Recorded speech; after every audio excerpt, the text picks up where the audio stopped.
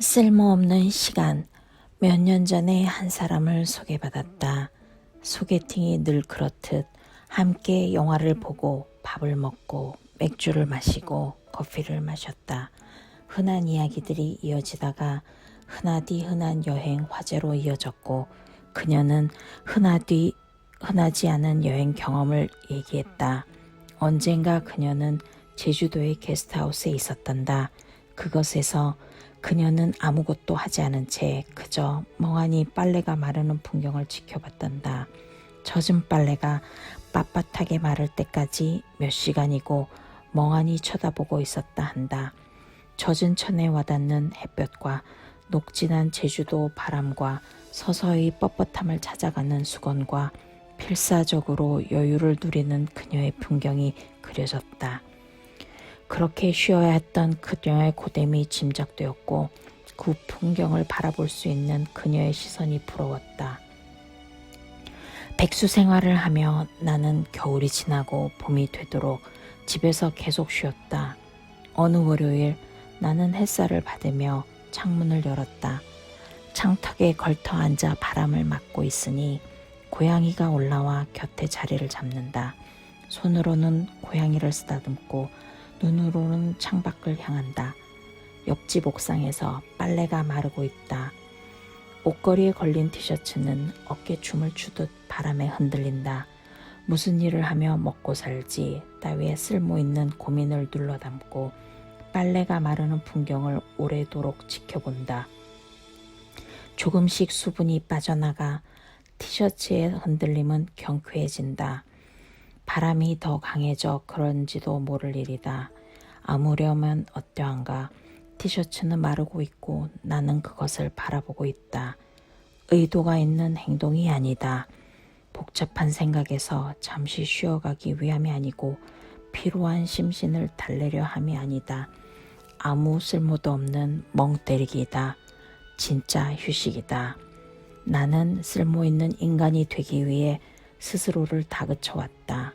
나는 광고회사의 카피라이터였고 쓸모있는 아이디어를 내서 쓸모있는 인간이 되려 했다. 내 아이디어는 때로 쓸모가 있었고 때때로 쓸모가 없었다. 그런데 성공의 기억은 휘발성이라 쉬이 사라지고 실패의 기억은 진득하게 남는다.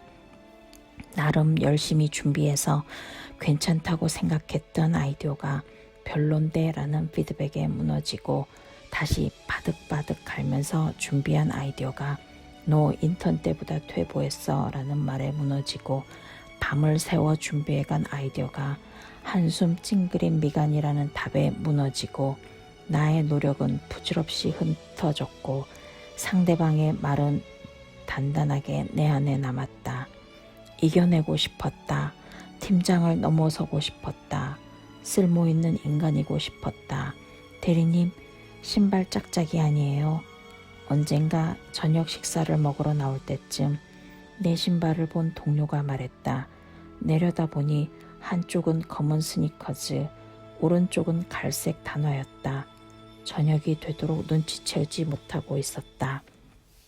침대 옆에 메모지에 업무 아이디어를 끄적대며 잠이 들고 다음날 아침에 샤워하면서도 업무를 걱정하고 출근길에도 업무를 생각하고 회사에서도 내내 업무를 생각하느라 아침에 무엇을 신고 나왔는지 알지 못했다. 양발에 닿는 감각의 차이를 느낄 여유가 없었다. 헛웃음이 나왔다. 절박하여 다른 것들이 제대로 보이지 않았다. 사물 하나를 오래 집중해서 보면 주변이 뿌옇게 흐려졌듯이 절박하고 절박하여 업무도 생활도 제대로 눈에 들어오지 않았다. 제대로 쉬지도 못했다. 쉼에 있어서도 쓸모를 생각하기만 했다. 생산적인 취미 따위를 하며 쉬었고 인간 관계를 위해 사람을 만나며 쉬었다. 마냥 쉬더라도 그 쉼에는 명분이 있었다. 월요일 아침 10시에 회의가 있다 치면 토요일 오전과 일요일 오전에는 쉰다. 주말 오후에 집중해서 일하기 위한 충전의 시간이다. 일하기 좋은 컨디션을 유지하기 위함이다. 오전에 2시간쯤을 보내고 있으면 마음 한편에는 이 정도 쉬고 나면 일이 더 잘 되겠지라는 생각과 쉬는 가운데 무언가 떠오르지 않을까라는 기대가 뒤섞인다. 쉼은 그 자체로 쉼이 아니라 다시 뛰는 것을 전제로 한 쉼이었다. 백수가 되어서 다 내려놓고 쉬자고 마음먹었어도 나는 불안하여 여전히 계획을 세우고 있었다. 다음 달까지 이런 걸 알아보고 저런 걸 알아봐야지. 그 다음 달에는 알아본 것을 바탕으로 이런 것을 해보고 저런 것을 해보자. 운운.